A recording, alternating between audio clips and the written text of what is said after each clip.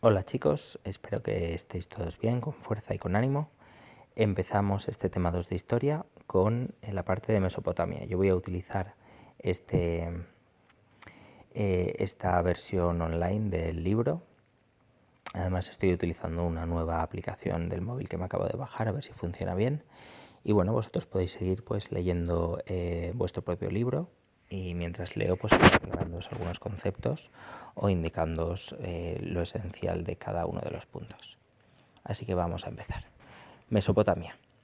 El desarrollo de las sociedades urbanas de la Edad de los Metales tuvo como consecuencia la formación de las primeras civilizaciones en Oriente Próximo, hace aproximadamente 5.500 años. La escritura, la manifestación que marca el inicio de la historia, apareció en estas sociedades. Ya os he comentado alguna vez que la escritura aparece en el 3500 a.C. aproximadamente y apareció exactamente en esta zona que podéis ver aquí, que podéis ver en vuestro libro, ¿vale? La zona de el actual Irak. Ahí veis la península arábiga, veis Turquía, la parte más oriental del Mediterráneo, y ahí en esta zona, ¿de acuerdo?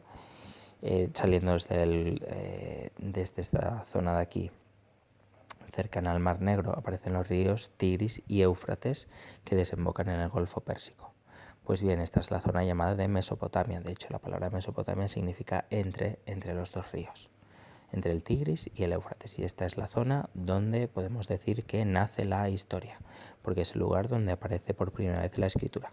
Y ahora veremos por qué. Porque en un momento dado, en ese 3300-3500 a.C., esta sociedad empieza a necesitar un invento como el de la escritura. La economía y la sociedad mesopotámicas. La civilización más antigua se desarrolló en Mesopotamia, en la llanura situada entre los ríos Tigris y Éufrates. Las tierras situadas en las orillas de estos ríos eran muy fértiles y apropiadas para la agricultura, de modo que ésta se convirtió en la principal actividad económica.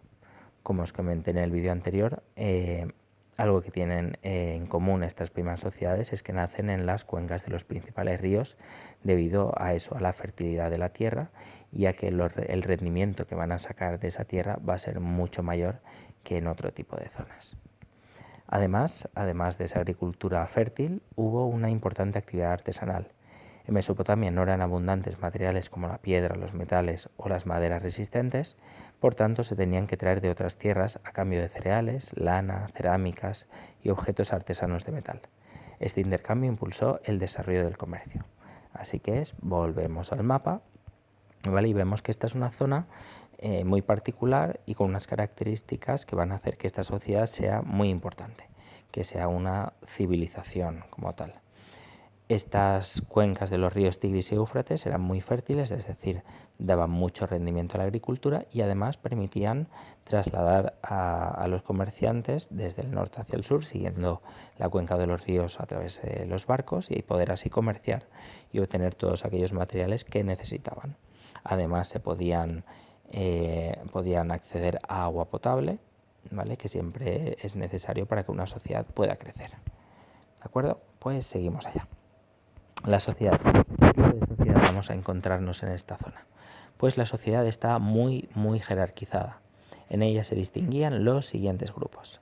Aquí veis, esto es una pirámide de explicación de la población, en este caso es un zigurat, que como veréis es el templo típico de la zona de Mesopotamia, y en él nos van a indicar los diferentes grupos sociales, desde el menos numeroso, en la cúspide va a haber solo una persona, muchas veces que va a ser o el emperador o el rey particular, por debajo una serie de funcionarios muy importantes, más debajo pues otro tipo de comerciantes, artesanos, etcétera, y en la parte más baja los esclavos, desde los más abundantes, desde los menos numerosos, los más poderosos, hasta los más abundantes, que van a ser los esclavos. ¿Vale? Entramos en esta imagen y aquí lo vemos, ¿vale? ¿Veis? En la parte superior de la pirámide, indicando que es un grupo social muy bajo, encontramos, no sé si clicando aquí, perfecto, la minoría gobernante, que en un principio fueron sacerdotes y reyes y controlaba la mayor parte de la riqueza. Aquí veis al rey en su trono con dos sacerdotes en cada uno de sus lados.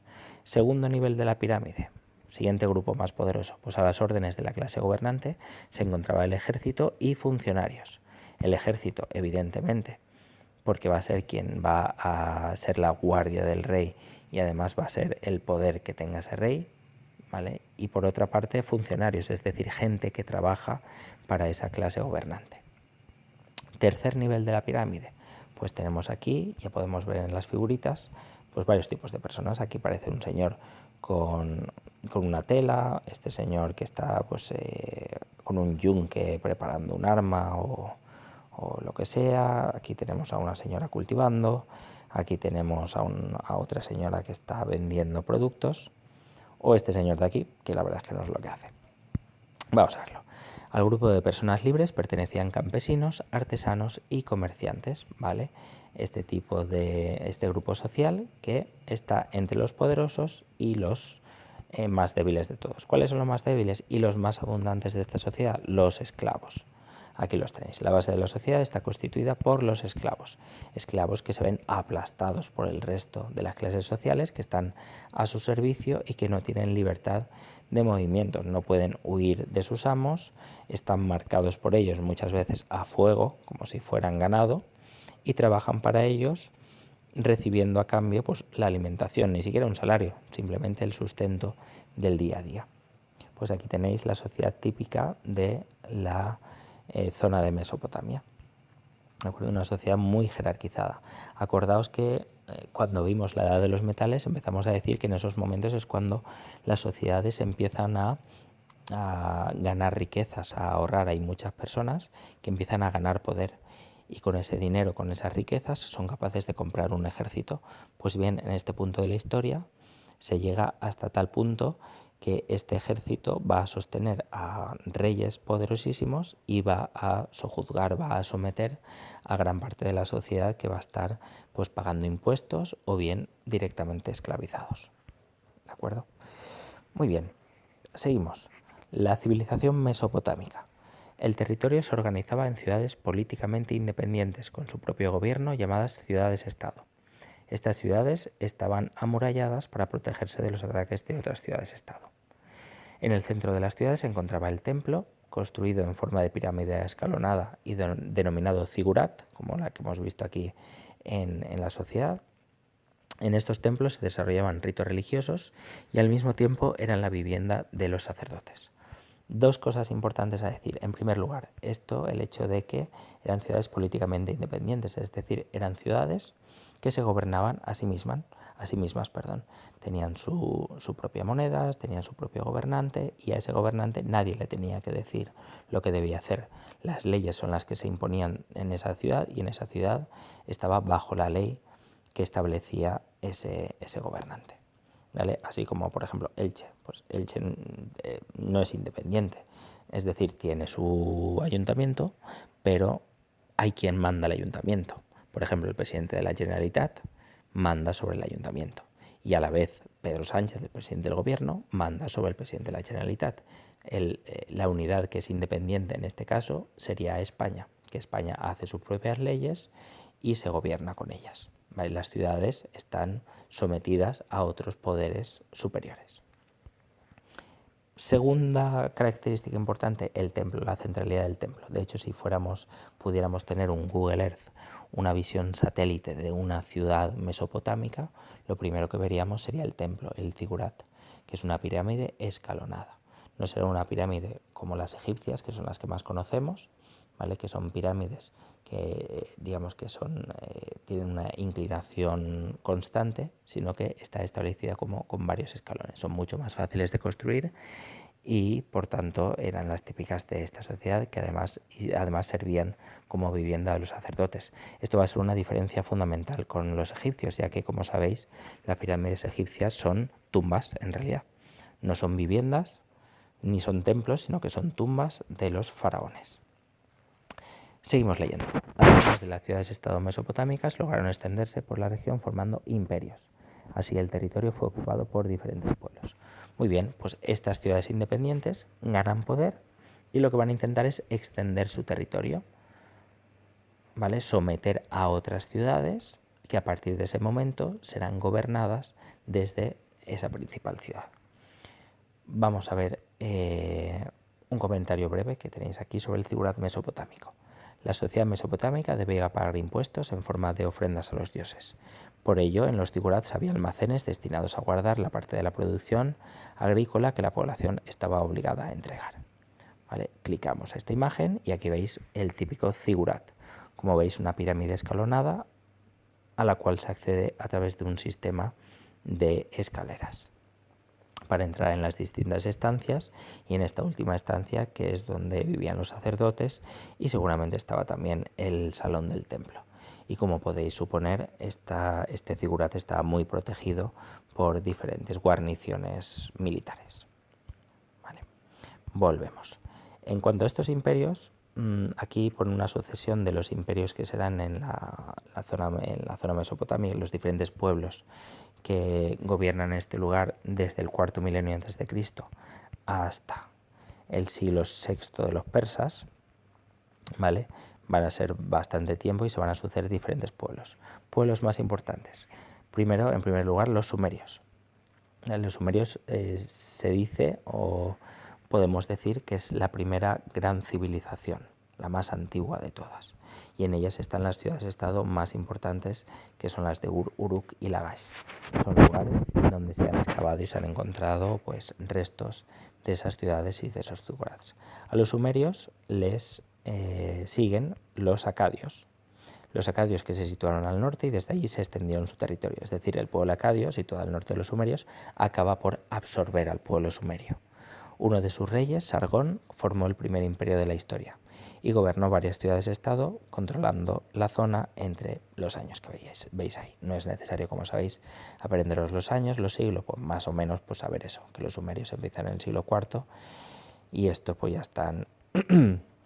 Perdón, en el cuarto milenio, no en el siglo IV, sino en el cuarto milenio antes de Cristo, ¿vale? Y esto ya es en el tercer milenio. Número 3. Hacia el año 1890, más o menos, se forma el primer imperio babilónico. Y en él destaca la figura del rey Hammurabi, que es uno de los primeros legisladores. ¿Vale? Hay un resto arqueológico muy importante, que es el código de Hammurabi, que es una piedra enorme en la cual están establecidas las leyes por la cual se van a castigar determinados delitos. Y esos delitos, una cosa importante que tiene es que el castigo que te van a dar en caso de que cometas un delito no es el mismo si eres una persona libre que si eres un esclavo. Por supuesto, los esclavos el castigo era mucho más grande e incluso los que más mandaban podían cometer delitos y no tener ningún castigo, ya que uno de los privilegios de ser de la parte alta de la sociedad es tener mucho más libertad para hacer cosas que evidentemente a los esclavos no se les permitiría. Vale. Babilonia es importante por este rey Hammurabi y además es, digamos, una civilización conocida porque sale en la Biblia en muchas ocasiones y es el lugar desde donde se dice que estaban esclavizados también los judíos y lloraban en las orillas, en los ríos de Babilonia. Hay una canción de Boney M, si los buscáis, The Rivers of Babylon, que seguramente la habéis escuchado más de una vez, y que habla de eso, de cómo los esclavos lloran a las orillas de los ríos de Babilonia, y llega un momento que un babilónico les dice, cantadnos canciones, y los esclavos dicen, pero ¿cómo vamos a cantar nuestras canciones en tierra extraña? Nosotros lo que queremos es volver a nuestra tierra y con nuestra gente. Pues bueno, aquí tenéis un mapa, vamos a verlo. Pues este mapa lo que nos está indicando es la localización de los diferentes pueblos que estamos viendo. ¿Vale? Los sumerios, los acadios, los babilónicos, etc. Pues aquí tenéis toda esta zona, la zona de Mesopotamia, y que llega hasta Egipto, como veis. Volvemos otra vez para acá y encontramos en cuarto lugar los asirios. Entre los siglos IX y VII a.C., los asirios formaron también un imperio, con las ciudades importantes de Asur y Nínive. Y finalmente la zona de los persas. A los persas seguramente los conocéis por la película de 300 o por otras películas que también han aparecido, y forman un imperio muy centralizado bajo el mando de un rey con un poder absoluto.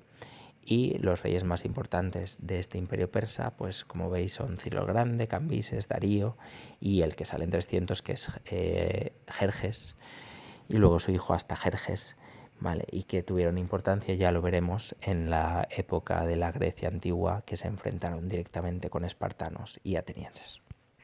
Vale, de momento vamos a dejarlo aquí, no quiero extender demasiado el vídeo para que no os aburráis, y el próximo día ya vamos a ver la cultura y el arte que se realizó en esta zona de Mesopotamia. ¿De acuerdo? Importante, resumen muy resumido del asunto. Vale. En primer lugar, la zona en la que se encuentra Mesopotamia, entre los ríos Tigris y Éufrates, la importancia del agua para que crezca esa civilización. En segundo lugar, muy importante, la sociedad, cómo van a ser los distintos grupos sociales en esa pirámide social, desde los más poderosos, que son los menos, a los más desgraciados, que son los esclavos que están en la base social. Y en tercer lugar, pues saber que son ciudades independientes, políticamente independientes, ciudades-estado, que el zigurat es el edificio fundamental de esa zona, y luego los distintos pueblos que se sucedieron, los sumerios, los acadios, los babilónicos, los asirios y los persas. De momento, con eso, más que satisfechos estamos de haber aprovechado estos minutos aprendiendo sobre esta zona del mundo que dio origen a la primera gran civilización, la civilización mesopotámica. Próximo día, como digo, veremos el arte y veremos la cultura que se desarrolló en esta zona. Así que nos vemos pronto, un saludo y hasta pronto.